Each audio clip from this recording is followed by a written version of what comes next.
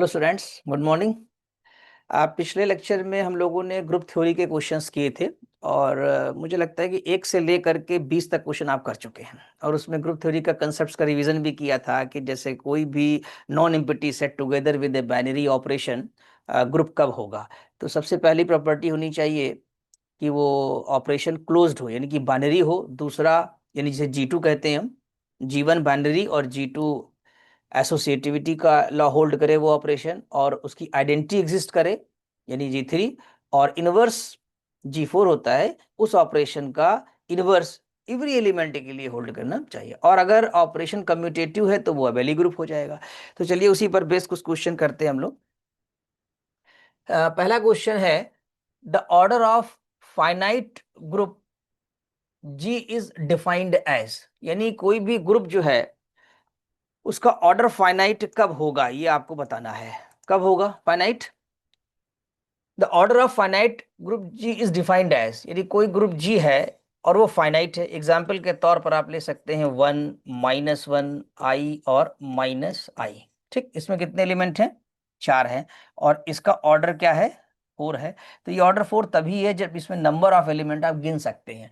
The number of elements is in G, ये तो केवल लिखा ना फाइनाइट लिखा है ना इनफाइनाइट, लेकिन ग्रुप कैसा है? Finite.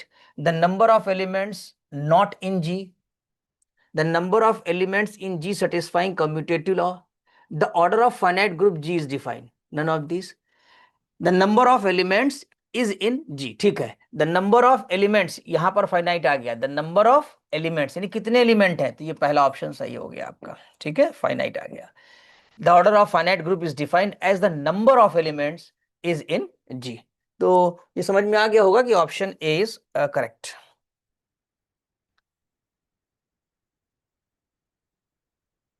Next question, the smallest number of elements which a group may have, the smallest number of यानी किसी ग्रुप में कम से कम कितने एलिमेंट हो कि वो ग्रुप हो जाए। नॉन एम्प्टी होना चाहिए, डेफिनेशन ही कहती है ये, यानी खाली नहीं होना चाहिए। तो कम से कम उसमें एक एलिमेंट होना चाहिए कंसेप्ट वाइज। ठीक, तो एक होना चाहिए। जीरो का मतलब वो खाली हो गया।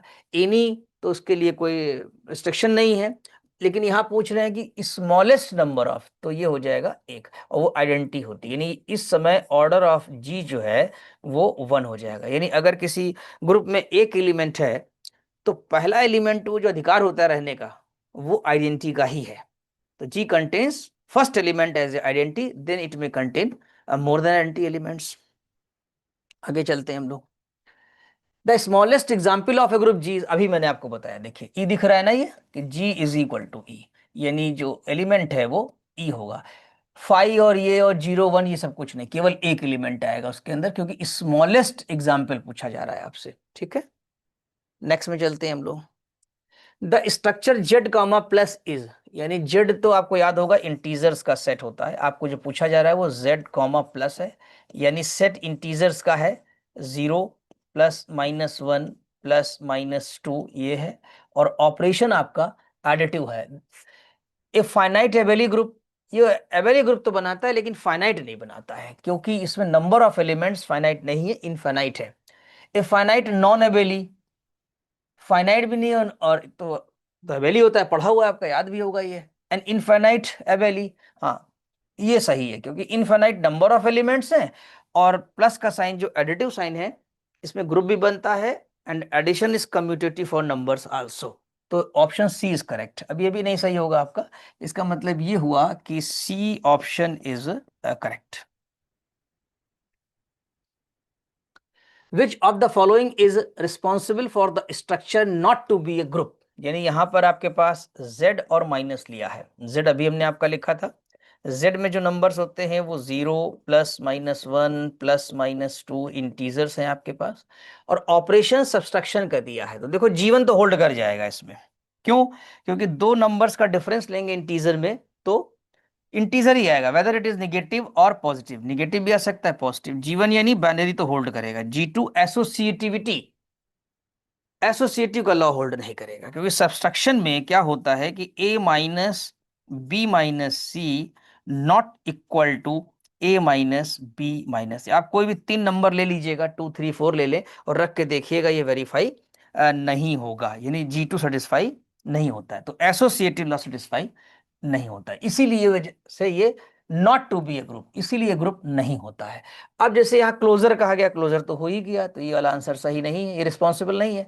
कम्यूटेटिव लॉ इसलिए नहीं लेंगे क्योंकि हमसे ग्रुप के बारे में कहा जा रहा है, ग्रुप के बारे में पूछा जा रहा है, ना कि अबेली ग्रुप के बारे में, तो ये भी कनेक्शन नहीं है इसका इस प्रॉब्लम से, और नन ऑफ दिस की तो बात ही नहीं है। तो कौन सा ऑप्शन सही हुआ? I think option B is correct. अब आते हैं, if Q zero with the set of all non zero rational then the structure this, यानी ये जो सेट आपका है ना क्यू जीरो का मतलब होता है कि रेशनल नंबर्स तो होंगे, रेशनल नंबर आपने पढ़ा है x is equal to P upon Q के फॉर्म के होते हैं, और पी क्यू आपका इंटीजर में बिलोंग करता है। एक बात इसमें और होती है, वैसे इन जनरल अगर देखा जाए कि Q not equal to zero, लेकिन इस प्रॉब्लम में P नॉट इक्वल टू भी जीरो होगा, Q भी जीरो नहीं, Q एक स्टैंडर्ड डेफिनेशन में आता है रेशनल नंबर में, P upon Q not equal to zero, P zero हो सकता है, तब जीरो एक रेशनल नंबर बन के आ जाएगा, लेकिन इसमें से नॉन जीरो लिए गए हैं आपके पास, ठीक, जैसे कि 3/2 लिया, 2/3 लिया, इस तरह से जीरो नहीं लेंगे और नंबर ले सकते हैं। Q with the set of all non zero rationals then the structure Q zero, यानी यहाँ जो ऑपरेशन दिया है आपका वो मल्टीप्लिकेशन का है, और आपको चेक करना है कि ये एक फाइनाइट एबेली ग्रुप बनाएगा। देखिए फाइनाइट तो नहीं बनाएगा, पहले बात तो कट गया, फाइनाइट नहीं बना सकता, इनफाइनाइट ये भी नहीं कर सकता। अब दो ही ऑप्शन बचे, an infinite abelian, an infinite non abelian, दो ऑप्शन में से हमें चेक करना है। तो एबेली बनाएगा कि नहीं ये चेक कर लेते हैं। देखिए G1 क्लोजर एक्सियम, हाँ, दो नंबर्स को मल्टीप्लाई करेंगे नॉन जीरो रेशनल नंबर्स को, नॉन जीरो रेशनल नंबर ही ऑब्टेन होगा। G2 भी होल्ड कर जाएगा, क्योंकि multiplication is associative for numbers, ये कंसेप्ट है। G3, G3 भी होल्ड करेगा, क्यों? क्योंकि मल्टीप्लिकेटिव आइडेंटिटी होती है आपकी 1, और 1 इसमें बिलोंग करेगा, 1 is a non zero number and 1 is also a rational number. G3 भी होल्ड कर गया आपका। अब आते हैं हम लोग अगर G4 में, G4 का मतलब है इनवर्स, इनवर्स सभी एलिमेंट का मिलेगा, 3/2 का 2/3, 5/6 का 6/5 सभी का आ जाएगा। हाँ, अगर इसमें जीरो होता तो फिर ये ग्रुप ना बनाता। एक बात ध्यान दीजिएगा, अगर ऐसा सवाल आ जाए तो कहाँ फेल करेगा? इसमें फेल करेगा, आपके पास G4 फेल कर जाएगा। क्यों? क्योंकि जीरो का इनवर्स फिर नहीं मिल पाया, इसीलिए इस प्रॉब्लम में जीरो को एक्सक्लूड कर दिया गया है, निकाल दिया गया। और G5 भी चेक कर लेते हैं हम लोग। G5 मतलब law of commutativity, multiplication commutative operation है फॉर द नंबर्स, इसलिए कम्यूटेटिव लॉ भी हमारा होल्ड कर जाएगा। तो ये बना हमारा एन इनफाइनाइट एबेली ग्रुप, यानी ऑप्शन सी इज करेक्ट। ठीक है, तो ऑप्शन सी हमारा करेक्ट हो गया, ये डी भी करेक्ट नहीं है। नेक्स्ट में आते हैं, if A b c are any three elements of a group then A operation, क्या दिया हुआ है आपको? A operation c equal to b operation c for every a b c belonging to G. ठीक है, इसमें बिलोंग कर रहा है। अब देखा जाए तो ये सी और ये सी आप कैंसिल कर सकते हैं, this is called the cancellation law. A is equal to b आ गया, और ग्रुप दिया हुआ है, एलिमेंट्स ऑफ ए ग्रुप। ठीक, ग्रुप में कैंसलेशन लॉ होल्ड करता है, ये आपकी एक थ्योरम है। तो a equal to b true होगा, इसमें कहीं भी हो ये नहीं सही है। ठीक है, बी ये नहीं सही है, केवल सही कौन सा है? A equal to b, and this is called the right cancellation law, because यहां पर सी जो है वो राइट साइड में है। ठीक, तो ए इक्वल टू बी, यानी कि option number C is correct. If G is a group and ABC belongs to G, then which of the following is incorrect? ध्यान देना है, यहां बताना है हमको कि यहां पर हमारा इनकरेक्ट कौन सा है, यानी सही कौन सा नहीं है। तो देखते हैं, कैंसलेशन लॉ ही लग रहा है, अगर ये C और C कैंसिल तो आना क्या चाहिए था? A इक्वल टू बी, यानी ये तो सही लग रहा है, सही है ये। इसमें ये कैंसलेशन लॉ लगा दीजिए आप, तो A इक्वल टू बी ये भी सही है।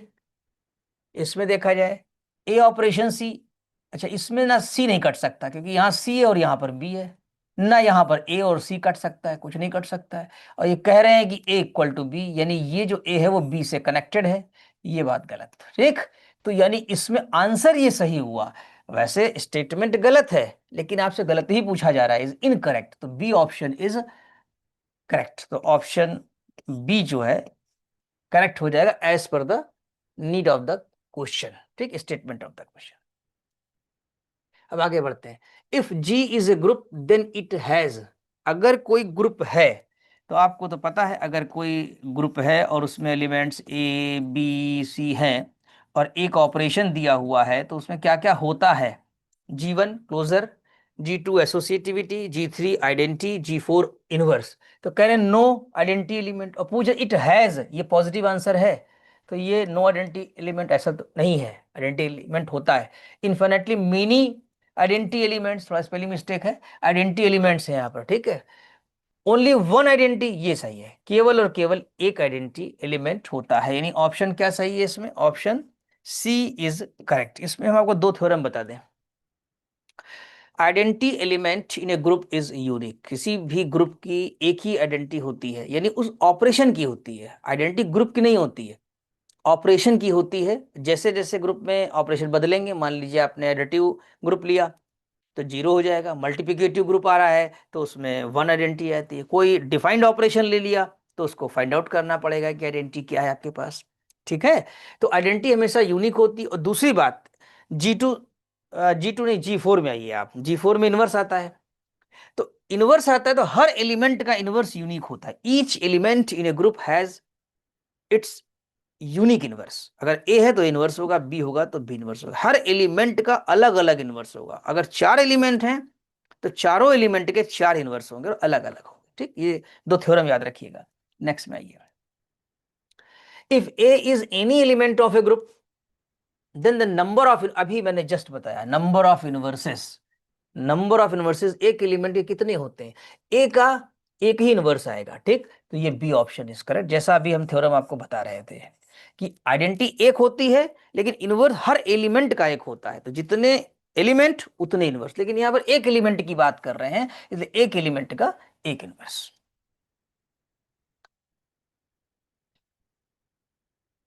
ठीक है, नेक्स्ट क्वेश्चन देखिए। If A is any element of a group then, ये थ्योरम होती है कि इनवर्स का अगर इनवर्स लिया जाए तो फिर वापस ए मिल जाता है किसी भी एलिमेंट के लिए, for every element a belonging to ji.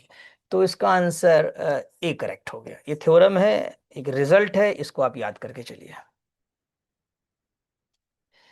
If A B are any two elements of a group then A operation B inverse, ये भी एक रिवर्सल लॉ, ये भी एक थ्योरम है, इसको याद कर लीजिए। ए ऑपरेशन बी का जो इनवर्स होता है वो B inverse operation A inverse, this is called the reversal. आपने मैट्रिक्स सिस्टम में भी पढ़ा होगा, देखिए मैं याद दिलाऊं, मैट्रिक्स सिस्टम में आपने पढ़ा था कि A B inverse is equal to B inverse A inverse, twelfth class, याद करिए, है ना।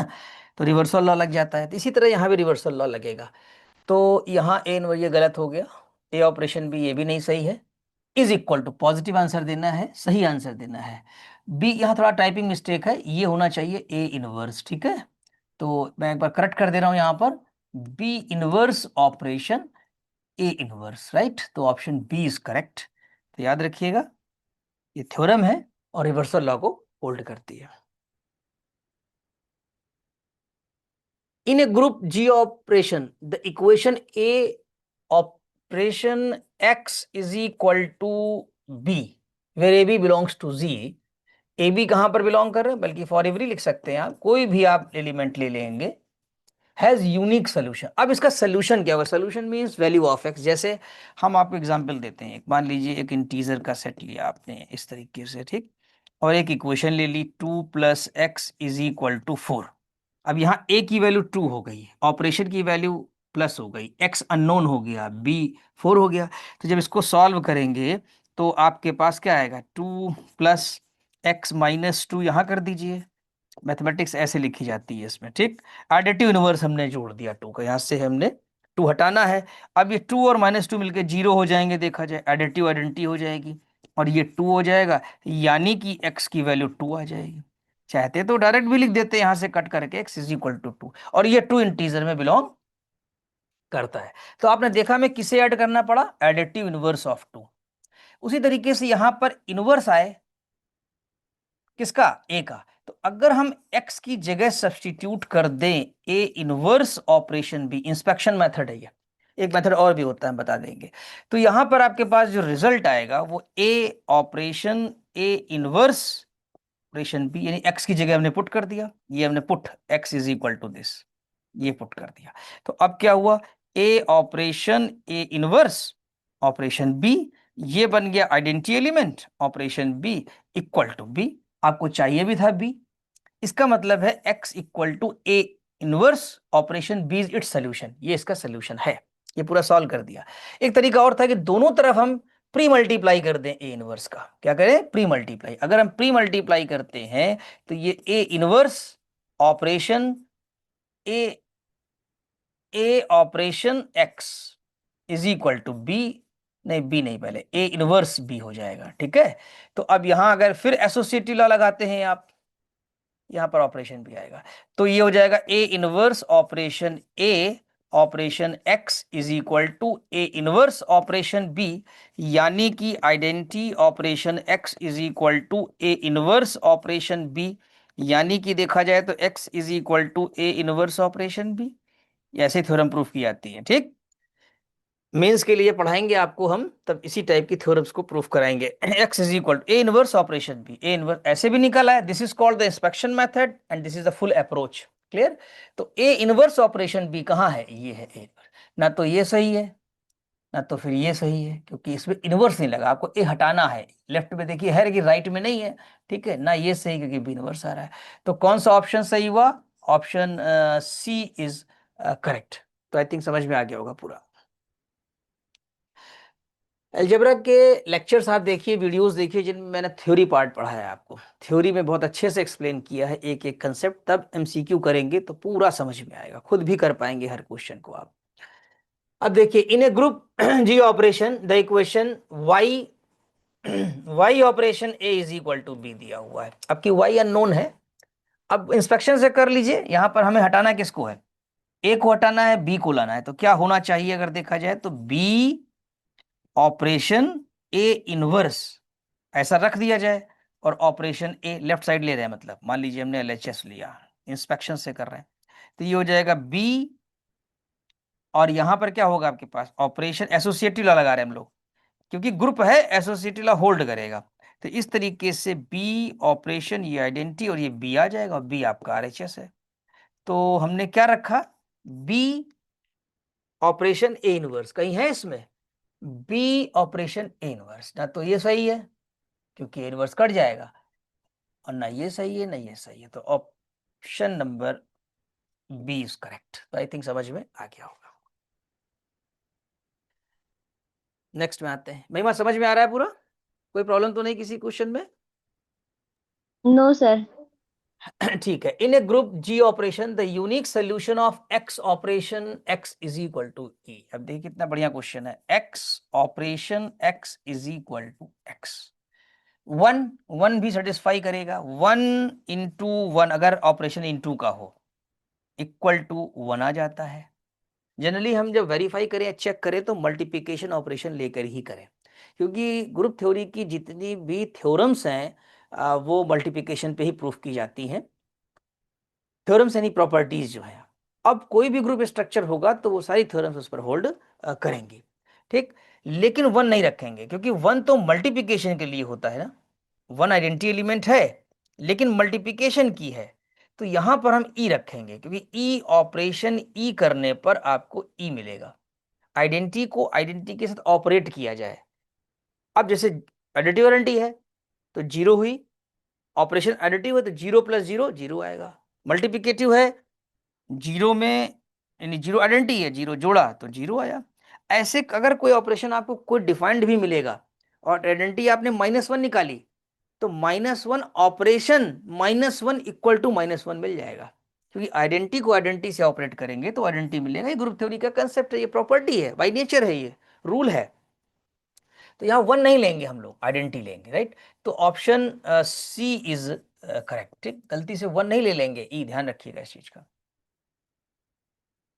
अब पूछ रहे हैं in a group G which two of the following statements are correct, कौन से दो करेक्ट है। The left identity is also the right identity, हाँ ये बिल्कुल सही है। लेफ्ट आइडेंटिटी इज नॉट, ये नहीं, गलत है। The left inverse of an element also right, ये भी सही है। लेफ्ट और राइट इनवर्स बराबर होते हैं। Left inverse of an element is not, ये भी गलत है। कौन कौन से सही हुए? 1 एंड 3, तो 1 3 यही सही हो गया आपका। यहाँ लिख रहे हैं 2 4 नहीं, 2 3rd नहीं, 1 सही है और 3 सही है। 2 और 4 जहां भी होगा, ये 4s में ये नहीं माना जाएगा, ठीक। इसमें 4 दिखाई दे रहा है, इसमें 3 भी देखिए आपके पास सही है, और लेकिन सेकंड गलत है, तो ये वाला पेयर भी नहीं बनेगा आपका। पेयर बनेगा 1 का और 3 का, यानी कि ऑप्शन ए जो है वो आपका करेक्ट हो गया, ठीक। तो आई थिंक ये भी समझ में आ गया होगा। 36 तक हो गए हमारे। A non-empty set G with binary operation composition which is associative is a group if and only if the equations, अभी जो इक्वेशंस की बात हम लोग कर रहे थे उन्हीं पर ये एक थ्योरम दी हुई है कि जो x की वैल्यू होगी ना वो एक यूनिक होगी। थोड़ी देर पहले भी हम लोगों ने एक सवाल किया था, अगर आपको याद हो, 2 + x = 4, हमने इंटीजर लिया था i, प्लस, ठीक है। यहाँ पर हम लोगों ने जो x की वैल्यू निकाली थी वो 2 आई थी, एडिटिव इनवर्स करके। ये 2 यूनिक है, एक नंबर है। तो जब भी इनका सोल्यूशन निकलेगा, थ्योरम अगर की जाएगी, थ्योरम्स होती हैं यूनिक सोल्यूशन प्रूफ करने के लिए हम कंट्राडिक्टली मान लेते हैं कि दो सोल्यूशन है, एक x1 सोल्यूशन और एक x2 सोल्यूशन है। जब हम थ्योरी पार्ट आपको पढ़ाएंगे ब्रॉड लेवल पे मेंस के लिए, तो उस समय x1 x2 दो सोल्यूशन लिए और बाद में चल करके हमने प्रूफ कर दिया कि x1 = x2, तो वो यूनिकनेस आ जाती है आपकी। तो यूनिकनेस हमेशा कंट्राडिक्शन से ही प्रूफ की जाती है, ठीक। तो यहां पर जो निकलेगा वो यूनिक सोल्यूशन, तो आपका option number B is correct, ठीक, ये याद रखिएगा। अब आइए, a finite set G with binary composition. A finite set G यानी कैसा सेट है? फाइनाइट है, with binary composition which is associative is a group if and only if. ध्यान दीजिए, finite set G with binary composition, जैसे कि आपके पास finite में हम आपको पहले बता चुके हैं 1 -1 आई और -i is the best example, and this is the multiplication sign, dot का मतलब बाइनरी है, विच इज एसोसिएटिव भी हो, G1 G2 हो गया तो ग्रुप होगा। अगर कम्यूटेटिव, देखिए ग्रुप पूछ रहे हैं तो कम्यूटिविटी की तो कोई बात नहीं, क्योंकि कम्यूटिविटी तो आपका एबेली ग्रुप से बात होती है। आइडेंटिटी खाली आ जाएगी तब भी काम नहीं चलेगा हमारा, केवल इनवर्स आएगा तो भी नहीं होगा। हाँ, cancellation laws hold, option B is correct. इसके बारे में डिटेल हम बता दे रहे हैं आपको। इसकी एक थ्योरम होती है, if G is a group with respect to the any operation then cancellation laws hold, यानी ग्रुप में कैंसिलेशन लॉ होल्ड करता है, या अगर कैंसिलेशन लॉ होल्ड कर रहा है तो वो ग्रुप स्ट्रक्चर होगा, वो इफ एंड ओनली इफ होता है। इसलिए यहां पर जो ट्रू होगा वो, देखिए if and only if he लगा भी है, देख रहे हैं आप थ्योरम, कैंसिलेशन लॉ होल्ड करेगा, ये option B is correct. If operation is a binary operation on a non empty set G then the number of elements. अब देखिए 3 एलिमेंट है, तो ये तो बहुत ही आसान सा सवाल है कि अगर जी हमारे पास 3 एलिमेंट हैं, then the number of elements of the form A operation B in the composition table. तो कंपोजिशन टेबल में कितने एलिमेंट होंगे ऐसा हमें बताना है। तो अगर यहां पर 3 एलिमेंट हैं, ये डॉट लगा दिए हमने, ठीक है, यहां पर कोई ऑपरेशन है आपके पास, ऑपरेशन मान लीजिए, तो इससे मल्टीप्लाई करेंगे 3 आएंगे, फिर मल्टीप्लाई करेंगे 3 आएंगे, फिर मल्टीप्लाई करेंगे 3 आएंगे, तो कितने एलिमेंट आएंगे? 9 एलिमेंट्स आएंगे। कितने आएंगे? 9। 9 है कहीं? हाँ, तो 9 है, तो ऑप्शन बी इज करेक्ट। अब इसका एक और कंसेप्ट बताते हैं हम। अगर यहाँ 2 एलिमेंट होते तो यहाँ 4 होते, अगर यहाँ 4 एलिमेंट होते तो यहाँ 16 होते। इसका मतलब अगर जी के पास, यानी ऑर्डर ऑफ जी अगर n है, फाइनाइट है, तो टेबल में कितने एलिमेंट हो जाएंगे? n square. n स्क्वायर कहाँ होंगे? कंपोजिशन टेबल जो ये बन करके आती है इसमें आपके, ठीक। तो याद रखिएगा इस चीज को। लास्ट में आते हैं हम, the entries in a composition table which defines a binary operation are symmetric with respect to the principal diagonal if and only if the operation is principal diagonal। और एक शब्द आया है सिमिट्री, ठीक है, और एक आया है कंपोजिशन टेबल। 3 बातें हैं। पहली बात कि कंपोजिशन टेबल बनी हुई, जैसे अभी बनाई थी हमने, फिर से बना लेते हैं। यहां पर हम लोगों ने 3 एलिमेंट लिए, ठीक, ये 3 एलिमेंट आए थे आपके पास, ये 3 एक एक रो में 3 9 एलिमेंट आ गए। अब कह रहे हैं यहां पर कि ये प्रिंसिपल डायगोनल है, ठीक है, ये आप जो देख रहे हैं ये प्रिंसिपल डायगोनल है, इसको कहते हैं। और यहां कह रहे हैं सिमिट्री है। सिमिट्री का मतलब क्या होता है, यानी ये वाले जो 2 एलिमेंट आपको दिख रहे हैं ये दोनों एक जैसे हैं, सेम सेम है ये आपके, ठीक। दूसरा देखिए, ये वाला एलिमेंट और ये वाला एलिमेंट भी सेम है, तो इसको कहा जाता है सिमिट्री अबाउट हम्म, डायगोनल। हाँ, ये जो दिख रहा है ना आपको, ये प्रिंसिपल डायगोनल है। तो जब सिमिट्री होती है तो ये होल्ड करता है कम्यूटेटिव लॉ को। तो इस बात को आपको याद रखना होगा कि अगर कंपोजिशन टेबल में सिमिट्री है with respect to principal diagonal, then operation will be commutative. Commutative check नहीं करना पड़ेगा, यहीं से रीड कर लेंगे आप। तो option hmm, A is correct. तो आई थिंक ये समझ में आ जी। गया होगा आपको कि ऑप्शन ए इसका करेक्ट है। तो आज हम लोगों ने 20 क्वेश्चंस किए हैं, क्वेश्चन 21 से लेकर के 40 तक ग्रुप थ्योरी के। वीडियो 102 बार देखिए, उनकी राइटिंग भी करिए, तो ये बिल्कुल याद हो जाएंगे आपको एमसीक्यूज। क्वेश्चन नंबर 41 से लेकर के 60 तक हम लोग नेक्स्ट लेक्चर में करेंगे। बस आज के लेक्चर में इतना ही। Thank you so much.